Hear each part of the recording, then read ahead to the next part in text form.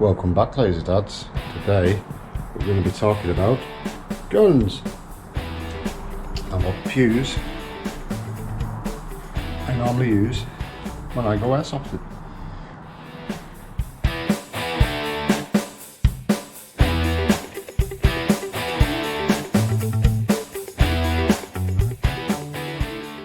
The success of my little short video I posted of my loadout, I think it's got something crazy like 2,500 views at the moment.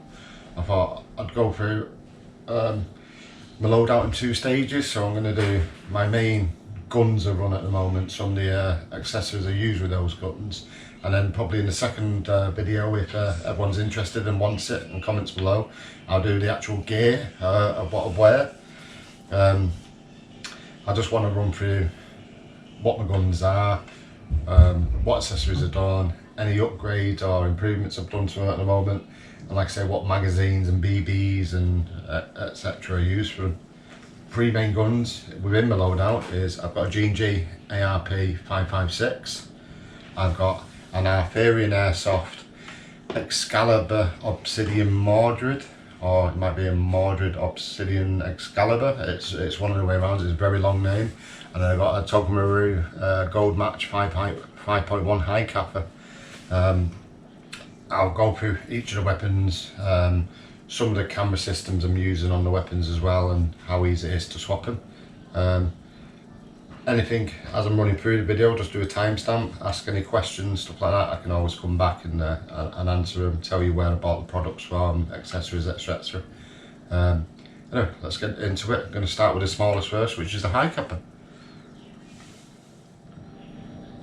So this is my Tokumuri Gold Match 5.1 Hicapa. Originally bought at Combat Stevenage when I was playing at Rifcom Site 3. Bought off the guys on the stall there. Really good value for money. Because I was a RIF member, I also got 10% off, so it was a little bit cheaper. I have made some modifications to it since buying it. So originally when they come with a plastic slide. I swapped this out to a Guardia Aluminium slide. Fairly easy to do, really easy mod to do. I got it exactly the same as the stock one, so visually it doesn't look any different, but it is slightly heavier and feels a lot better too. The only thing I'll say with this, it would change out, the only thing you've got to watch is this front sight. That is a pain to get in and out. I really had to beat that. I did get some scratches on the side of the panel trying to get it in, but I think I've got it pretty much perfectly flush. Let me see if we can get that on camera. Other changes I've done is nothing really internal, it's all just visual. So the gold accents you see here already come with a gold match. So to complement this, I bought a flared aluminium Magwell. Just makes it easier when you're inserting your magazines. That they've got the little grooves in the side, so it's sort of easy to slip in and slip them out. Only other modification I've got on this is Surefire X400V. I've also got the attachment, so it works from the trigger rather than having to do it from the unit. So with that, you got a nice bright red dot sight, and you've also got the torch, and you can have them dual together, so you got the torch and the red dot as well at the same time. Quite blinding because you can do a strobe effect with the actual trigger unit.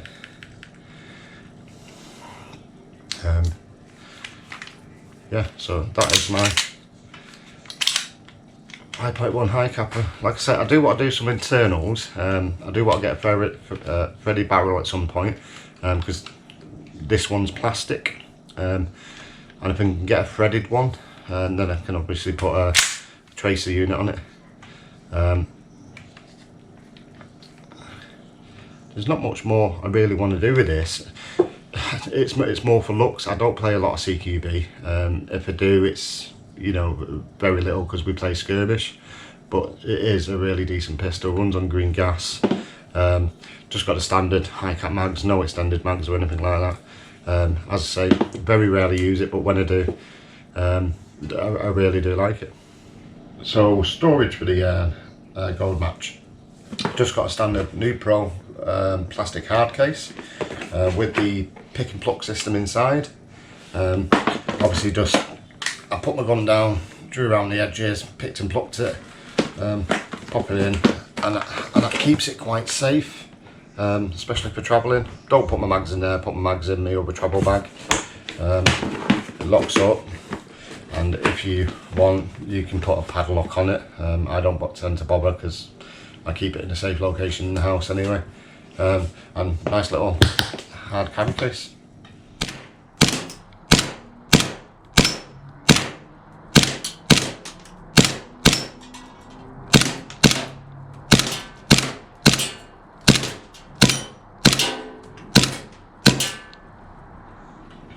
So moving on, this is my G&G ARP556. I did have previously an ARP9. I really love the ARP9. Run it with their normal Hicapa mags and the drum mag.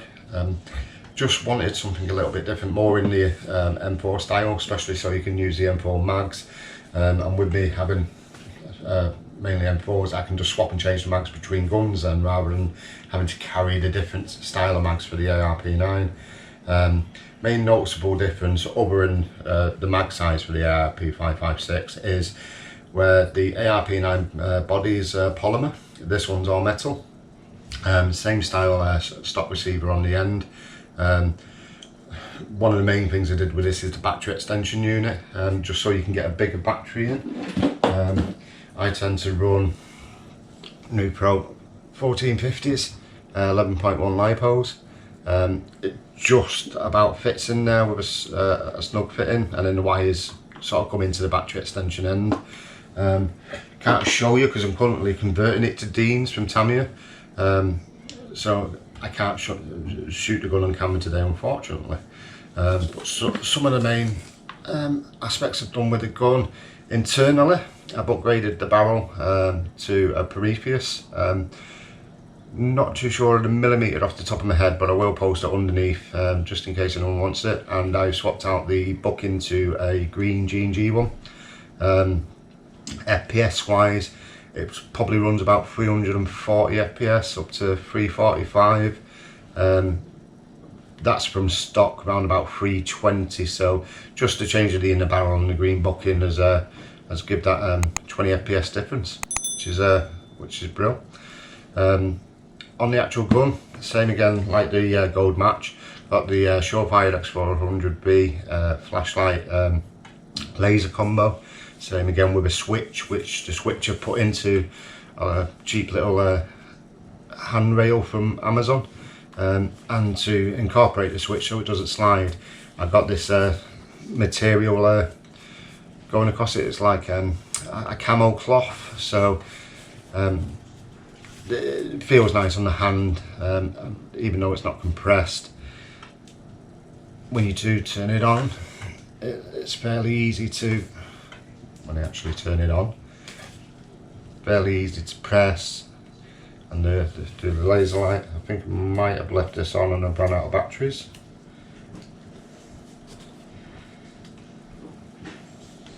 Yeah, I have. I've left it on and I need to recharge the battery, so I'll put new batteries in that. Other difference in this is, if I turn it around, you can then see I've got a Vector Optics matrix red dot sight. Don't generally get to use the sight because I use the walk helmet and I need a high horizon in order to be able to see with it, because on the walk helmet the area around where your chin is going on the rest doesn't allow you to get down enough to actually see through the scope. So I'm looking at getting possibly another extender for the bottom just to raise it up slightly, so I can actually see through it and then utilise it. Other than that, on here we've got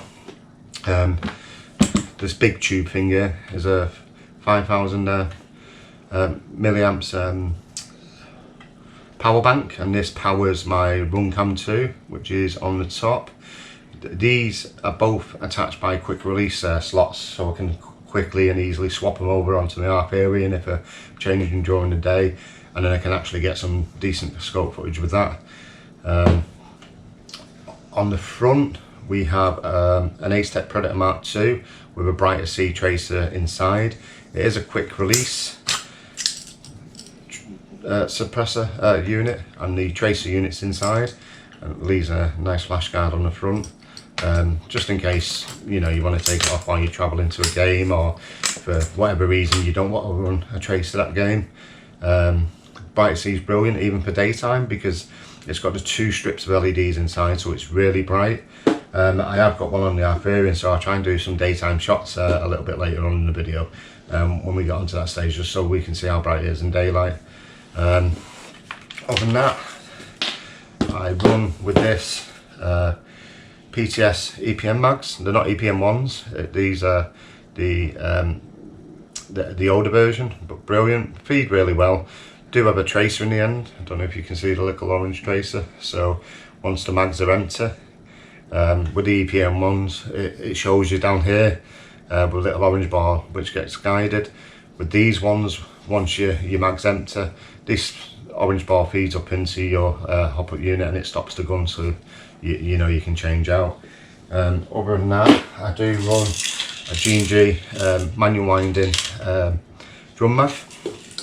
These are a lot of fun, especially if you want a full auto. It's just awesome on the field. I tend to do 2 to 5 second bursts with it. Anything longer, if you leave it on for a while, your motor does heat up, which speaking about motors, in this one I've upgraded to an ASG Infinity motor. I'll put the exact model down below. That along with the barrel which I mentioned has given me that decent FPS increase. Absolutely love this gun. If anyone's going to go for a first gun and struggling what to get, I'd definitely recommend the 556. But my favourite by far, even over the ARP9. I absolutely love this gun. Nice and lightweight. The only thing I want to do eventually, probably in the future, is probably swap out this stock.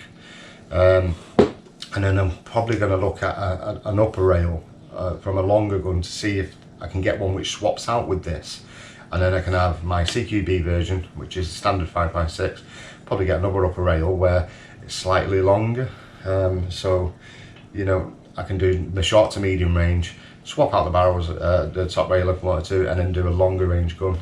But yeah, anyone who is into airsoft, not sure about getting a 556, I'd say yes, definitely go for it.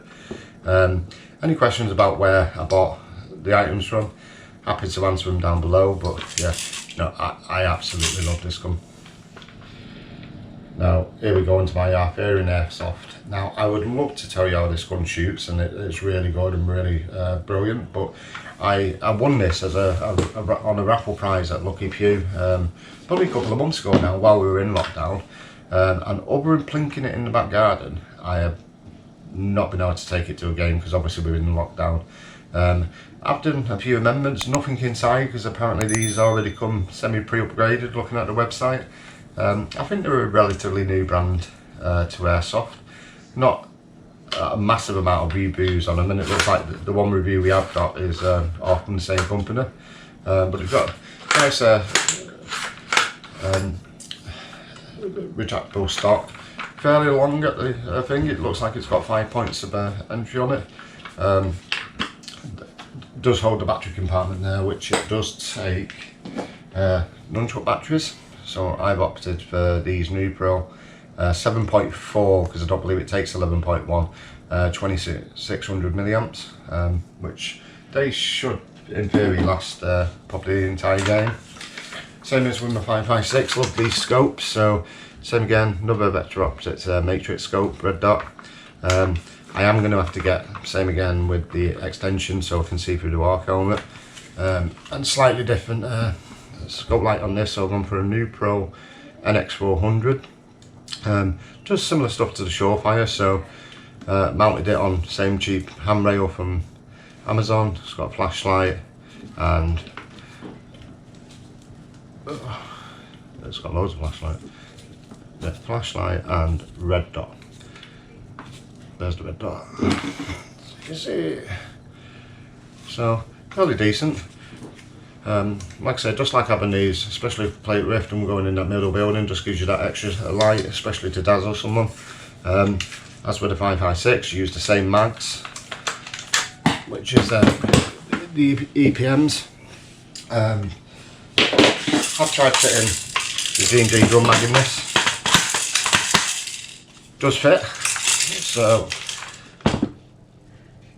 looks fairly beastie actually with the drum mag. Quite a long setup, and because I love the Predator Mark IIs, I bought a second one with a bright sea tracer inside. Best thing about these as well is, unlike the previous one I had, once they're charged up, turned on, the self-activating, so you shake them, they activate, you can shoot, so there's no fiddly buttons inside you got to press or anything like that. It just gun and go, as they say. Yeah, so other than this, I've not made any changes, just put a few visual ones on. Bought some nice CNC little aluminium panels from AliExpress, just put them for decorative purposes. Same again with this little finger rail, just to go underneath, so when you're holding it, you just got that extra, almost like a trigger finger on the front. Then it doesn't have a really nice rail system on the top. So yeah, there's loads I can do, but I've not really decided what I'm going to do with this one yet until we get back to airsofting and I'm able to shoot in the field and see if I like it. Same again, anyone's got any questions on this, happy to answer them down below. Yeah, but I'll do a few test shots of this in the garden just so you can see the tracer unit, hear the sound, and that'll be coming up next.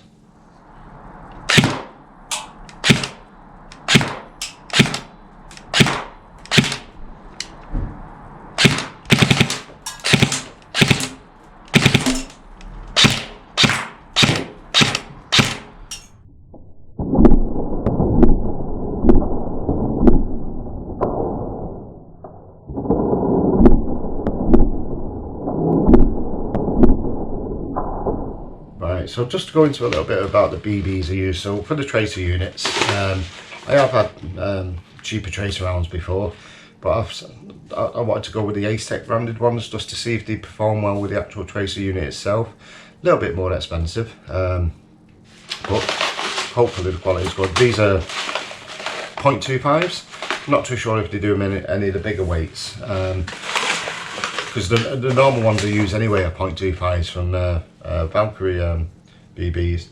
I'm not too sure if you would recommend any different ones in the bottom. I've had quite a few different brands, to be fair, from the Airsoft mystery boxes and the operator boxes, so I have got a few brands to play with. Not tried any of the bigger weights yet. I'll probably want to go up to the 0.28s at some point on the 556, and then decide once I'm actually able to use the ARP area what weights we're going to look at that. Just two other things to use out on the field, which is these Enola Grey twin vented smoke grenades. These are brilliant. The only thing you've got to remember is most sight ones come from the top end, so when you're grabbing it, you pull it, you tend to forget it's both ended. So I've set a few gloves on fire doing it and thing. I've learned a lesson, I won't do it again, but these give really good smoke coverage. I'll post down below, not a link, but just run along the bottom where we actually bought these from, because I think they came in a really good deal bundle with these type of grenades as well. So these are strike top grenades, do contain BBs inside. So you strike it, you throw it, they explode. This is like I'd say almost like a recycled cloth material, so they must explode well. Not going to set any of these off today, my neighbours would kill me, but same again, they come from the same place as smoke grenades, so if you want to have a look at them, I think they were fairly cheap. I'll put it down below. So there we have it, guys, just a really quick run through of type of the main guns I use, a couple of the accessories, the battery types, the cases, For carrying these, by the way, I do use a cloth bag, which is a dual gun bag. Pretty standard. I think we got it off eBay, and the lazy dads just bought me a second one so I can separate the guns from my 40, which was nice of them. Cheers, fellas. So any questions you got on the gun, like I say, anything you want to know, anything you want to know further about the different attachments I've got on, the vector optic scopes, the Runcam 2, the 2 different type of light settings, any attachments from AliExpress, if I recommend them or not. Any questions on the gold match, just pop them below. Just trying to think of some content we can all enjoy and all share, just while we're in lockdown and we're not able to shoot. Don't want to do continuous mystery box videos, although they've become a theme on the channel, but we've got 2 more companies to go, and them videos will be hopefully next. Anyway, if you like what you see, please like, subscribe down below. Click on the end links, it does help the channel grow, I believe. I am a new YouTuber, so we're looking to grow, and we are doing a current giveaway to get a £150 mystery box from Lucky Few, coming out of our pocket, so it's not sponsored and endorsed. And I'll see you in the next video. Watch the next bit for the details of the mystery draw. Cheers, guys.